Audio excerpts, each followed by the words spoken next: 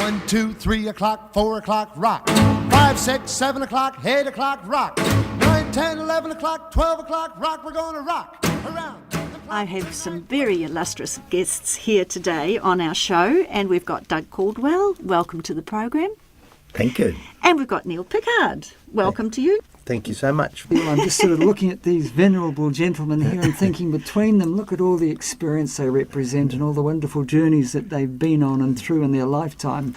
What happened in those early days with music, how it formed you, how it shaped you. Mm-hmm. So perhaps we could make a journey with each. Yes, we want to know all about the 50-plus years that you people have been around. Right. So we'll start with you, Doug. Yeah. What was Christchurch like when you were a boy? Well, there was tons of bikes, of course. We had the bike to school. I went to St. Bede's and I lived in a power. I was a day boy. I did start as a boarder for a term, but the food wasn't so good. But there wasn't much entertainment around. There were 3 cabarets, I think, in the town. One was the Winter Gardens, of course. There was the Mayfair Lounge. Then there was a place called the Frascati. I think that was in the square. And no, there were 4, and a place called Dixieland. And my sister, who was 11 years older than me, they used to go out. They'd go to the Winter Gardens first. You wouldn't think this would happen in a little town like this. And then they'd probably go to the Mayfair Lounge for a while, and then finish up. Dixieland used to go till 4 o'clock in the morning. This was before my time. You know, like I didn't think anything went past. No, you 11 wouldn't think, but that was a fact. When was this? Very early 30s, 32, 33. Yes, Really? that's interesting because that's when my mother was in her heyday. Well, she'd probably remember some of those because Winter Garden was going right up to a few years ago. Wasn't it? But that's a fact. There were those places to go to. And what started you off in music? How did you get interested? Well, I worked. How I got interested, I did my classical thing. Got my letters and that. But at the same time, I got in tow with a couple of guys. Des Lay was one fellow whose son's become a very good saxophone player. But Des played sax. And another guy named Max Winterborn. He wasn't much of a drummer, but we had him because he had a car. Big thing in That's those a vital days. thing. Yeah. So we used to do we started to run, we couldn't get many gigs for that. So what you do in those days, you pick out a hall somewhere and have a 3-piece band, then you've got to get somebody to cater supper. You had to have supper because if you didn't have a good supper, nobody would come, you know. So we started, that's how I started. We had about 30 tunes, and we'd get through those about 10 o'clock, and Desley used to say to me, what do we do now? So we'll start at the start again. You know. So how many in the group? Was there? 3. 3 of you. Just the 3? Yeah. Okay. Then I joined a band called Terry Minson. Terry was well known around the town. And we used to have a bass player. And I was just lucky. We had a bass player named Gerald Gebby who used to play on a Wednesday night with us at the St. Asaph Street Hall. We had a Wednesday and a Saturday. And he said to me, he must have thought, oh, this kid's got a bit of potential, you know. And he said, Brian Marston's looking for a piano player at the Winter Gardens. I said, oh, God, that's out of my, range. But Brian got me to audition and nothing happened. He said, I'll let you know, the usual thing, and I forgot all about it. And about a couple of weeks later, he rang me up again. Oh, it didn't ring me up. We didn't have a phone. I was going to say, you were lucky to have a phone. No, we didn't have a phone. He rang me at work. I worked for LP Christie as apprenticed as a compositor in the printing. And I auditioned again. I played, and he straightened me out on a few things and said, well, you got the gig. But, it was so... there were so good musicians in that band, and they all taught me something. So I was lucky from there on. We raised it before on the program, the fact that when Dion and I were at a particular gig, which was Noah's Waitangi Room, a lot of musicians would come in. They on tours now because they're in their 70s, right? And they're travelling the world, and they'd come in and they'd tell us the most amazing stories of all the bands they'd been in and all the places they played. Yeah, right. It was absolutely wonderful. They were such good musicians in those days. Yeah. Well, as Doug said, they were the learning grounds. Yeah. They were Yeah, the they were school. the learning That was the ground. school. Yeah. To tell them about your first arranging experience. Well, the first time I did, I got keen on arranging, which I finally went to the States and studied arranging for a year there. But I did an arrangement for the band and forgot to transpose all the parts. It might be considered pretty modern today. So everything was in concert. Pretty far out. Everything It was was in concert. Concert pitch. Concert. Yeah, everything in concert. I took it in. I worked at this and made him such a nice job, being very particular about how I put the arrangements out. Gave it to the guys, and it was unbelievable. Very embarrassed, were you? I was dreadfully embarrassed. Because your tenor saxophone's in B flat, Yeah. and the alto's in E flat, and the trumpets are in B flat, and everybody was reading the same notes.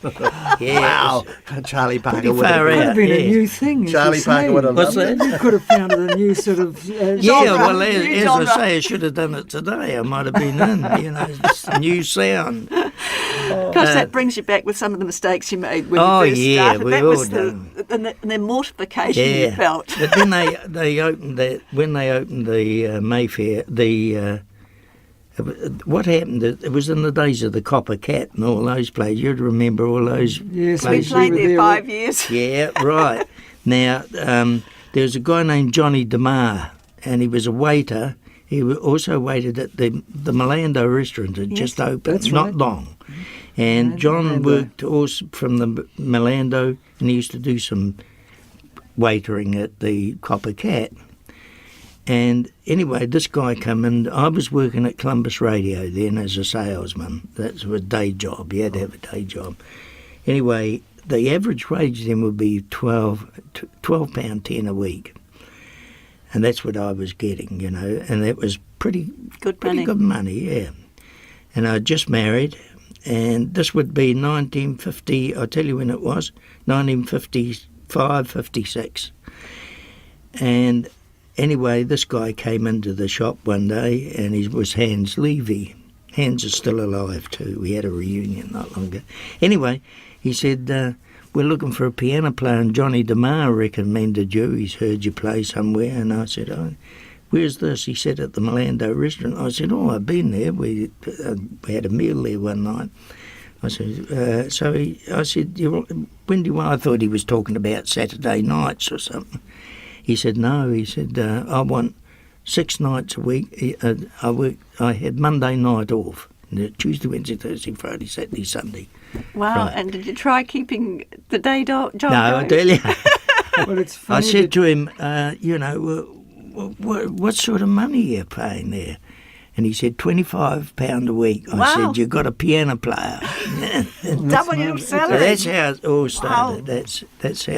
Well, amazing. Doug, it's funny you should say that because some of the things you mentioned then just took Cecile and I back, I should imagine, because we commenced at the Copper Cat Yeah. when it was only a tiny little place, and we were the first band to play there. The Dion Right. and Shannon and the Yes, Shamrocks I with remember Cecile. that. Yeah. And we played there 5 nights a week till 2 a.m. in the morning and worked in the day And worked in the for day. 5 years. And it was Adam Fakatovich was the owner of it at those That's days. right. And of course the Milando we were aware of what was happening there at the same time. That's So- right. So that's been fascinating to Oh, yeah. hear a tiny little room, and as the profits came in, because it packed the house out for Oh, 5 The yeah. years, room Yeah. extended, did it? he opened it out and extended onto And the the roof. roof, and Yes. it was marvellous. But Oh, we were yeah. playing in those days. Yep. I remember it was 6 o'clock closing. We were playing from 8 o'clock till 2 o'clock in the morning, 5 to 6 days a week for 5 years, and we still had to go to work the next day. My first ever experience was singing Blue Moon with you. And it was such a hit that we went on TV and did it. That's right, Very yeah. early days of Yes, television. it was the very first few weeks Oh, I of could it. tell you some stories about the early days of TV. It TV. would be hilarious. Days of radio were funny. Oh, yeah. Doug had we've been sort of toying with a book, actually. The anecdotes in there, I just loved it. I said to Doug, now look, just doesn't matter don't be chronological about it, just anything that happened, put it Yeah. down. It's just interesting or it's funny, and there's some really hilarious things. Well, you used to do quite regular at the embassy, didn't Yes. you? Yes. What was the name of that club upstairs? Oh, What it's gone from me now, but I know the dancing girls were all there. Remember? That's right. That's Mrs. Murphy, Dion's mum. Yeah, she had the girls, and they actually had some beautiful feathers. Oh, She's just gone to live in Australia, and she gave away all those beautiful ostrich Costumes. Oh, did she? to the theatre. Showbiz.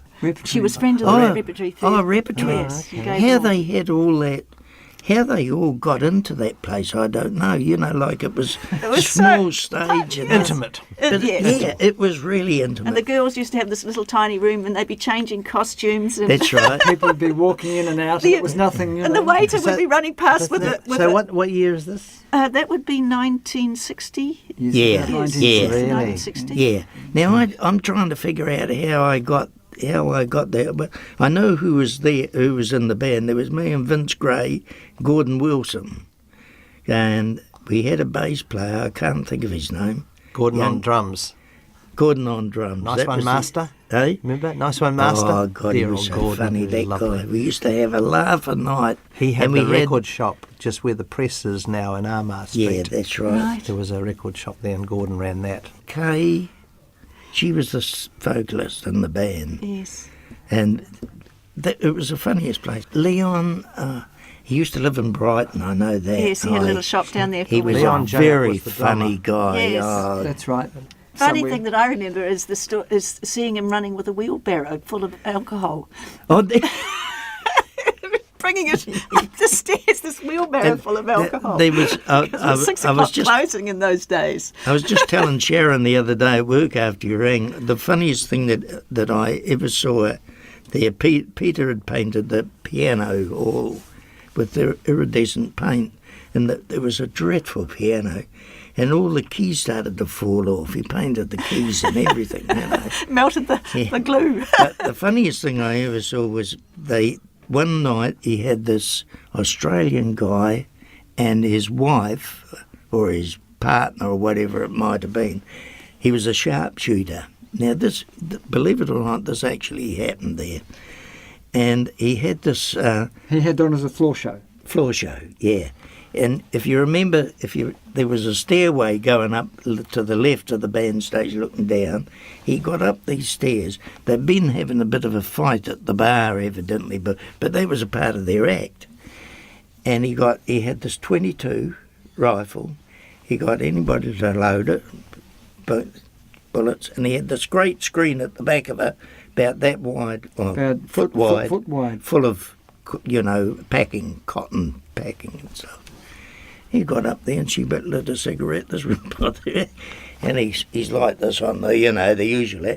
He pinged it right out of her mouth. So he fired, and fired the rifle Yeah, and, and shot then a got live people bullet. to dig the bullet out. It And was he- all genuine. It was genuine because I saw it done. So he actually fired a live round, Live and round it hit the cigarette out of her mouth. out of her and then mouth went back- into the thing at the Osh, back. Lord. Osh would have a field Yeah, day. They wouldn't they? ACs. You wouldn't be allowed to do that today. I couldn't believe it. Actually, that's something that's gone, hasn't it? The cabaret thing. Yeah, well, Because they had, I remember it must have been the early 70s, down at the shoreline, they had the cabaret with the dancing girls and all that sort of thing. That's Wong right. Dong and Stanley. Yeah, Wong. Wong. these characters. The first time I heard about Doug was, I came from Timaru's, and I used to have my Hikers One crystal set, Yeah. and used to listen to the Friday night and Saturday night. Right. And Paul Gregory had a night, was it something about New Brighton? That's right. Advertising Yeah, New he did Brighton. too, yeah. And then that's when I heard the Doug Caldwell band. And Right. so So I was how, just a how young old fella. would you be then, Neil? In the 50s. Well, I was born in 1943, so I would be, in the 50s, I'd be, I don't know, 10, 11, 12. So and I used you to were hear, interested straight away even at that early I used stage? to. Well, my dad played in a big Yeah, in a that's band. right. He played Okay. saxophone and clarinet, more often than saxophone. So he used to play around Timaru, and he ended up in small groups. He was playing in the 30s in small groups in Timaru and bands. Yeah. And of course, he knew of what was happening up in Christchurch. And I remember in the 50s when Ted Heath came out here, the Ted Heath big band, all the That's right. all the musos in Timaru get on the make a bus tour and they go up and see Ted Heath if they came to town here. So Doug was. So Doug was a bit of a pioneer in his Oh, day. he was well known. Yeah, it was Was great. any of your family in music? My sister got a letters in music, but she got married and never touched It it. again. Well, I mean, that was very common. Well, both my sisters were schooled at the convent, Right. and with the nuns all the way through. Yeah, my sister learned of the Don't nuns. touch the piano. Yeah, I at think all. one of them may from time to time. A couple of names I want to throw out here to see if they ring any bells for you. There was a young man came and played piano at my 16th birthday, Johnny McLaughlin. John McLaughlin, yeah. He was Yes. a great pianist. He was, yeah. Yes. Now, I don't know what ever happened He went to John. New York and played bars In the there. And I bars. heard he, Yeah, oh, did he? Yes, but I never ever heard. I thought he died young. Oh, he probably did. Yes. Yeah, he was a good player. He was a great piano. I had to mention him because he came to mind to me when I was thinking about Right, yeah, isn't that That was great? I'm classy. glad you mentioned That was it. classy. Yes. That's a name from the past, isn't it? Yes, Coral Cummings. Coral, yeah. I remember sitting listening to her sing with the group, and I thought to myself, goodness, amazing to be in music for so long. She must have been about 30. Yeah, right, yeah. Well, then also they were talking about names. Rhys Jones. Reece, Remember, yes. wasn't he sad? He's up in Auckland. He's still around? Yeah. Yeah, he was down here not too long ago. I think Derek Nibb is a good friend And Derek of his. Nibb, drummer, that's Oh, right. yeah. I remember Derek Nibb. What And- about the guitarist who was at Sumner? What was his name? Harley Scott. Harley Harley, Scott. yeah. I Harley see Scott. Harley at funerals and that Yeah. now, you know. Yes. We see him from time to time. Yeah, Lovely. He had yeah. that beautiful Little Harley's blonde, lovely wee that guy. lovely blonde Gibson guitar, Yeah. and Gibson amp. I think and he had the book. I think he had played the Harley Scott book. Yes. Lovely. There fellow. were so many Nick characters around there then. You Well, I know. ended up with Lloyd Scott. You know, Lloyd Yes. was on. Yeah. Well, that's nephew of Harley. That's and right. He ended up fronting our band. It was Lloyd Scott on the undergrads in the early right. '60s. We're going to turn the focus on to you, Neil Pickard, just for a moment, because I have an acquaintance with you that goes back a long, long time. We used to run into your band because you played middle of the road music as well as jazz. Yes, we because you had to. To make money. I mean, there was at the Teachers College in Peterborough Street. There was the Friday night club. They called it the Friday night club, and it was mainly for Teachers College students and that. So you had to have a rock and roll brackets, two or three. Yeah. We called them brackets. The kids call them Yeah. sets now, and then you had to have a waltz. That was sort of mandatory. You had to have your waltzes. You had to have your quick steps, Foxtrots. and the foxtrots, that sort of thing. And that was the way we were brought up. I mean, in the 50s, I remember as a teenager going out to dances at Temuka. That was it was all on. Yeah. You know, at St Joseph's Hall at Temuka, and there'd be a person. There were brothers. Oh gosh, it just slipped my mind. One played the drums, one played the alto saxophone, and there was a woman on piano, and that was the band, and it was just exciting because that was our That's we're all you could get. socialising Yeah. exactly, you know, and then so we learnt through that you had to have your foxtrots and we used to, if we were lucky, we were allowed to play at the supper extras. Oh, Remember yeah. that? Yes. And that was our opportunity to shine, and Yeah. I played drums. It's funny you should say that. Other band leaders that we've had on here have all said the same thing. They learnt their trade through sitting and playing at the supper Supper extras. extras. Yeah, You got what, 20 minutes or half an hour, but it was just like gold, just to Oh, be yeah. able to, Yeah. and you felt so proud. I played drums, you see. I love it. I used to played go drums out to off- Spencer Street Hall and play and when I was at school. I'd be Yeah. 15, 16, and go out there because I was a great exponent of boogie woogie. Yes. And I used to go out and play the extras there. As soon as, There you are. It Yeah. follows the format, doesn't yeah. it? Oh, Yeah. and of course, when you mentioned that, that's where Ray Columbus and the Invaders Yeah. started off Spencer there Street, at yes. Spencer Street. Remember, because the other thing is that, we all appreciate that when you're playing, you don't see anybody else. No. Yeah. It's No. this funny thing. You're part of a culture. You're part of a community, and it's a very Because you're always supportive playing. community. Except every now and then we'd be playing. I remember when we were playing down at the Great Hall because we were at university. They would play at the Great Hall, Bedford Row. The Negresco. no upstairs. The Bedford Bedford Inn. Inn. Bedford Inn, that Bedford was Inn. right. We used to have a lot of. it was I up had my at, 21st birthday yeah. there. We started a band there called on a Friday and Saturday night, just before I went to the went to the Milando, and there was that we called it the Jazz Inn. That's the, right. the Jazz Inn. That's Yeah, right. I yeah. Not the remember Bedford singing one. Well, we once. ran that, The 4 Jazz of Inn. us guys. There was Pete the Davey, Jazz Inn. Basil, Yep. me, Lester Winfield. He was a bass player. Yeah. Anyway, we ran that for a long time. Friday and Saturday night was packed. And Ken Goodman, we Ken. hired Ken to do the catering. Catering, that's right. So, and the only thing now and again, Pea pie and the pub. old, coffee royals would come out, with the brandy. And the band had their backs to the window. Yeah, that's right. Yeah. Yes. Well, Symphony boys when they were in Well, Ken town, Goodman so- ran the when I came to university in '61. They had Ken had the university, whereas the Dux Deluxe now, that was the university The catering. CAF, That's and, right. And Ken ran it there, so that was Oh, he's fun. a But funny as I guy. was saying, you wouldn't see anybody, but every now and then you'd be playing, and you'd see people at the door, and they'd be looking, they have their arms folded. And they'd be looking. You knew it was another band. Yeah, They're checking you out. Checking you out. You just knew it, and then you'd be playing, because it's a funny thing, isn't it? When I try to explain this to other people, when you're playing, you're enjoying your playing, and people are performing in front of you. Yeah. Now they're either listening to you or they're not listening to you. They're just dancing. That's right. Yeah. But you see all sorts of things going on. Oh, yeah.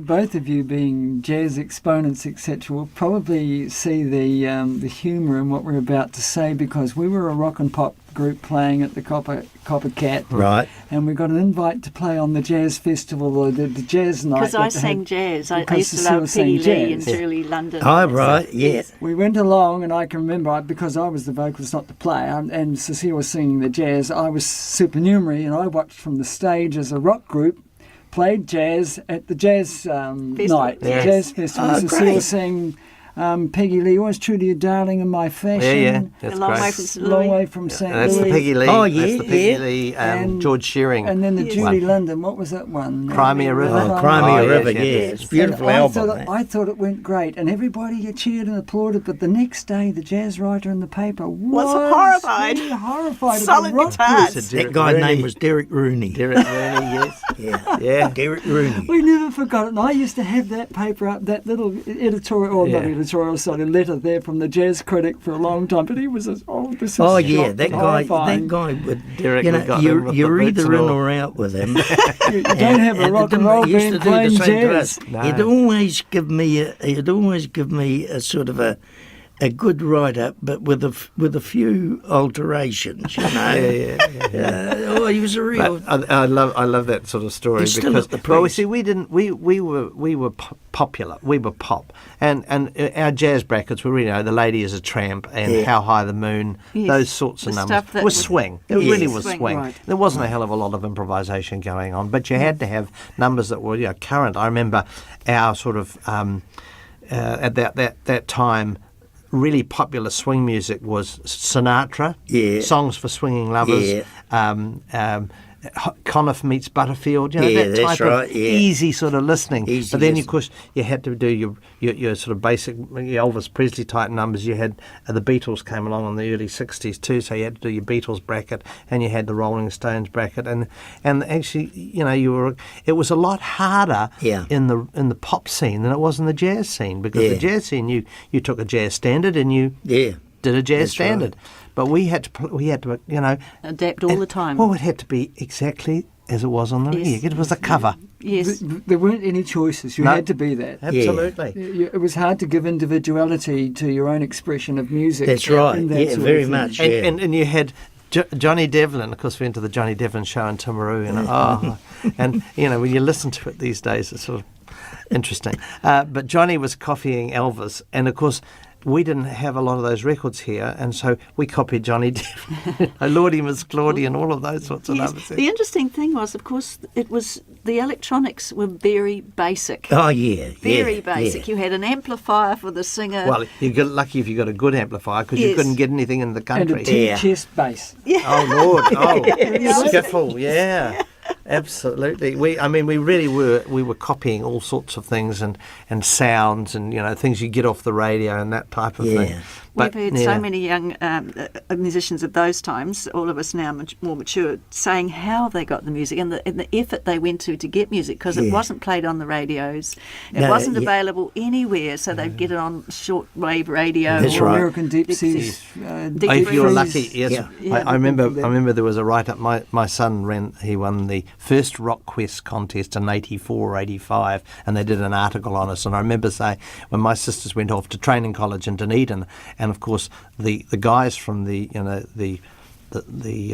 icebreakers would be looking for young women to sort of entertain them, and they used to come up to this with the girls were staying with, the nuns were looking after them, and of course they would all come up and, yes sister, we'd like to take some of the girls out to the dance and all this sort of thing, and of course they brought all these 45 records, and I said this in the interview, it says my sisters were getting records off the Americans from the icebreaker, they just about lynched me, but because I remember I had Fats Domino, Blueberry Hill, and in the middle of it there's in the saxophone they do that sax section, because he stripped it down from a big band and it was just New Orleans rock and roll, but it was piano and bass drums, guitar and just a saxophone section, and it says the wind in the willows, ba da da da da da, and then on this record it goes da da da da da da, and it was a tape flutter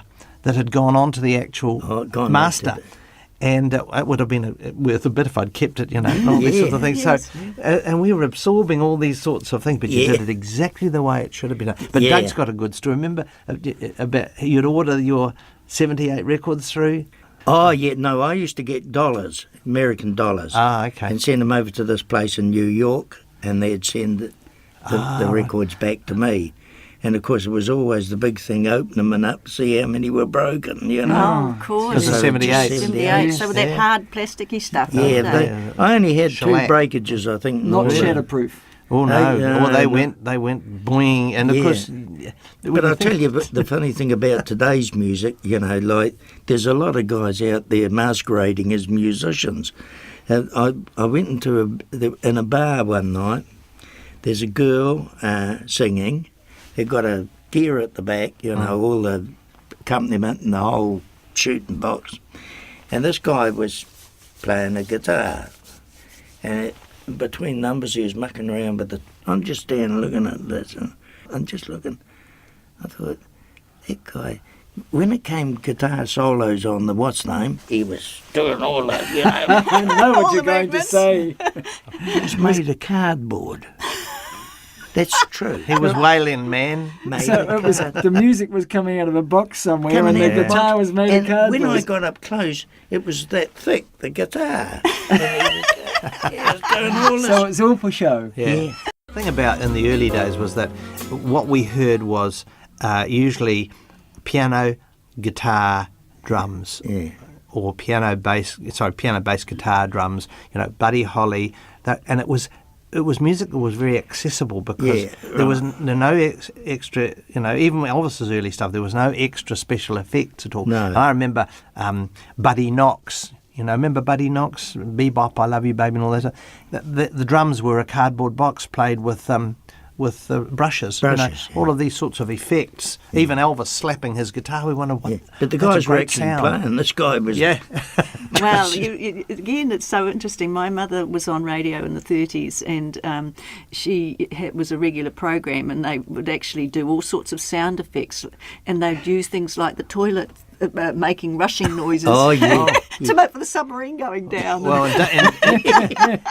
in Doug's recording, they used the toilet for an echo chamber. Yeah, we used to use it 3YA. But the gear would go through the toilets as an echo to get echo before we could get tape echo. But you have to admit, don't you really, that when you played there and all these people came, because television had hardly started at the time, and entertainment was music. That's it. Whatever it was. Yeah. Socialisation was music. and public dances were music. I mean, the public dance has vanished as a concept, of course. Look at all the beautiful dance floors that have been destroyed, the horticultural hall. Oh, and yeah. That was a great place to play in the horticultural hall. It's big, Yes. and that's gone. The Railway hyperbolic works. paraboloid out at the Brevet Club. Yeah. They had a sprung floor. Winter Gardens have got it. We had one at Wood Gardens. I played there once. I've only played there once. But you know, things don't stand still, do they? Despite the fact that all us old dinosaurs here would like it to stand still. Yeah. And I guess the music will move on from what we don't know now to other formats Oh, later on as we go through that are probably different again. Yeah. Well, you set me thinking about, before when you said about using instruments, Dion's father would entertain us with spoons or a saw. Yeah, right, yeah. Saw. And The trembling knee. yes, all these are wonderful things that the men during You the can war imagine him had going and used. getting the spoon. Oh, no, that's the wrong sort. Bottles. Do you remember that in the 60s there was people went round and they rang bells and, Yes. and bottles full of water? I've talked to students that talked about playing the saw, and they look at me as though I've sort of sprouted a third eye, you know. And I said, well, they get this, and I remember seeing this guy playing the saw, and he took it out of this beautiful case, unzipped this beautiful shining saw, and propped it on his knee, and out came them with the bow. And the most incredible, the most pure sounds came out of it. I was astonished when I first saw it. Yeah. Yes. Amazing, isn't it? Yes. It's a great instrument to have when you're being attacked by an unruly audience too. Yeah. Never thought of that. They have a whole band Just of try it. I remember Well, I can remember some funny times of music. The weddings. Do you remember year after year we'd do weddings? I Yeah. think we did generations of people's weddings, Right. and then we'd do their 21st. Yeah, You know, Yes. these sorts of things. And then the brides who would decide they weren't going home because they were having such a good time, or the husband would get drunk. or you would be left with Auntie Flo and the 13-year-old, the only ones on the dance floor, and Oh, you yes, had the they whole wouldn't go band home. playing. They wouldn't go home. Yes. It's super. Yes, we had one night we played in Greymouth, and we had a busload of elderly citizens, and the manager said, look, you won't have to play very long. They'll be tired. They'll go to bed at about 10 o'clock because they're going out tomorrow. So we said, fine. So we started to play, and at 12:30 I said, I thought you said they were going to finish it. No, they were going. They were dancing their heart out. They got their second wind. In the morning, we got a knock on our door in the bedroom, and this man was irately standing there saying, "What have you done with my old people? I can't wake them up, and they're supposed to be on the bus."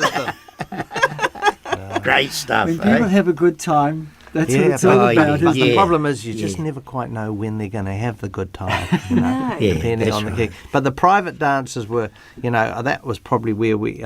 You got residencies. We were sort of dependent on getting. You had a residency Yeah, too. yeah. We sort of moved around. Although and- we did play those scenes because we got a lot of enjoyment out of playing. We would play all of the week, Yeah. Monday to Fridays at different residencies. yeah. Yeah. And on the Saturday night, we kept it free for gig dues. For gigs, weddings, yeah.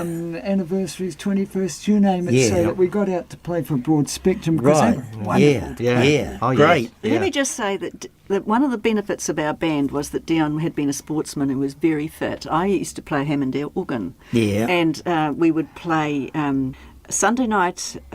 Sunday night was off and off. Monday night at one hotel, we'd shift to the other one. We'd And shift to the Tuesday next night. one, and we'd shift to the next one. Each Saturday night. afternoon, we played from 3 till 6 at the Zetland, and then we would do Oh, our the gigs at Zetland. night. Every time he had In to the shift mall. my Hammond organ. Huge Hammond organ. Have to carry up the stairs at the Upstairs, boating club there. Try to carry that up and all your gear Oh, too. yeah. And then take it down again and get back to another place to play for that night. So wonder your back is. Yes, he's still fit and strong, and my one is the one that having trouble with the back because from yeah. repetitive strain Yeah. from all those years of But playing. anyway, Yeah. let's come back to the people in hand here. And Well, I'm just looking at the time and the fact that we've been going for a wee while, and we haven't even started. to touch No, the it's amazing, surface. isn't it? We haven't This is started obviously on- we're going to have to do something No, like this there's again. the Polytech years when you were the bard, when you sang all those songs that you made up and Don't know where entertained the that came staff. from. Don't know Yes, where that came from. and then there was the jazz school, and I remember looking at the old girls' high school, thinking that maybe the jazz school would go in there. that was a was a story I in was talking to itself. somebody the other day about that.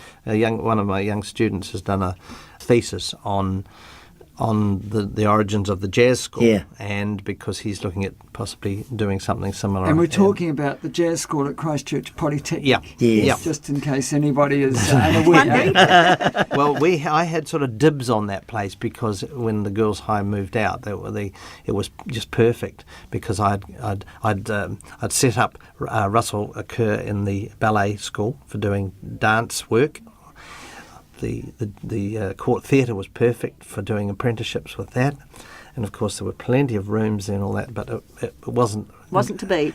Here's what the point was that happened. The jazz school is there in all its glory. Well, when I was teaching at Boys High, that's when I ran into Doug. So that was in the 70s. Doug was at Boys High. He was a part-time music tutor there.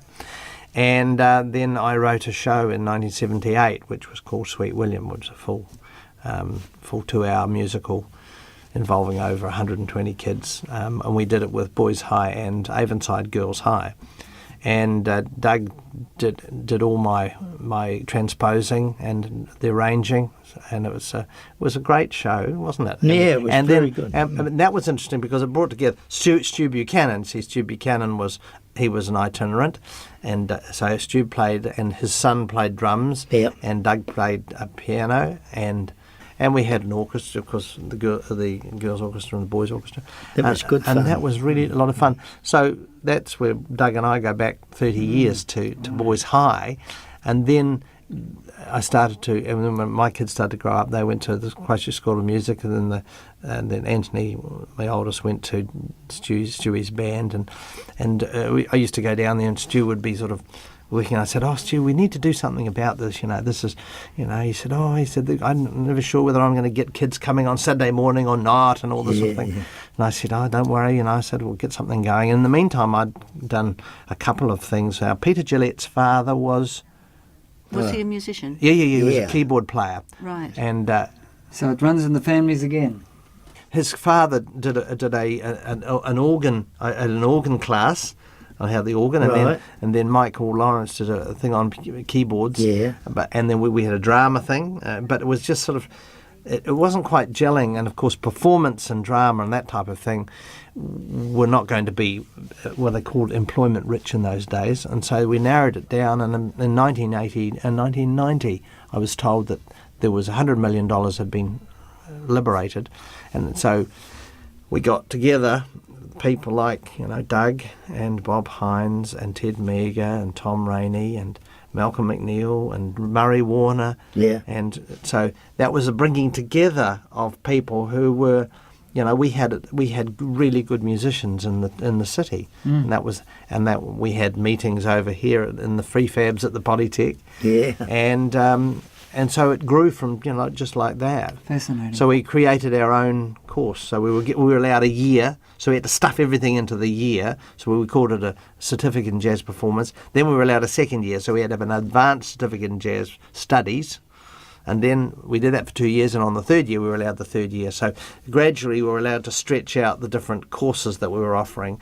And then, of course, the academic requirements came in. And now you But have that's a where it was. relationship with the university? And then 3 years ago, we articulated from the stage 2 of our 3-year diploma across to the third year being done under the auspices of the University of Canterbury, because we were missing out because of the kids who were going to Wellington to get a degree.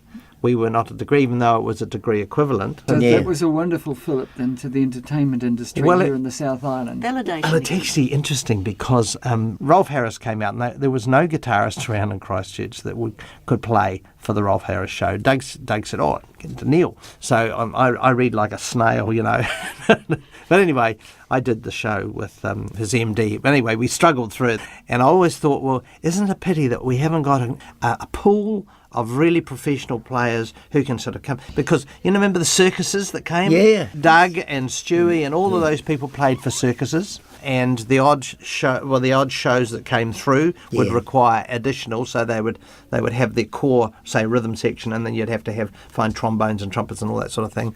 But it was sort of having a pool of talent, and that was sort of part of my vision was, that we had, if we needed guitarists, that we knew that there were these people who could read the charts, Yeah. because just reading a chart, even chording a Yeah. chart was so that these characters now have, we've got this, well, hundreds of kids that have come through the school now yeah. That's who've got wonderful skills, that we never had. We had to learn on the job. You were listening to Doug Caldwell and Neil Pickard and Dion and myself, and we're talking about their careers in Christchurch as musicians right through from, when did you start, Doug?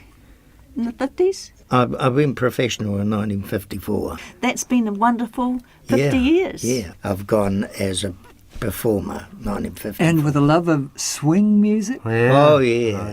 Yes. It's got to swing. Yes. It's got to swing. Well, I want to thank you, and I certainly want to ask you back because, as I said, we didn't even touch on some of the things. No, there's that some- are Well, we really can work important. on the book. You see, I've got lots of anecdotes in the book. Ah, right. Yeah. We can have little excerpts. We ahead can of we time? have readings. Good. We can deep and meaningful There's some readings. hilarious stuff in there. Yeah. So we can look forward to some wonderful times again with you too, I hope. Certainly, Dion, yeah. Thank you. Well, Thank thank you very much, both of you, for coming pleasure. along and giving all of us, including our listeners, the opportunity to hear your various aspects of parts of your lives, and hopefully we'll hear some more. Thank you. It's been a pleasure. Cheers. So long, that's all.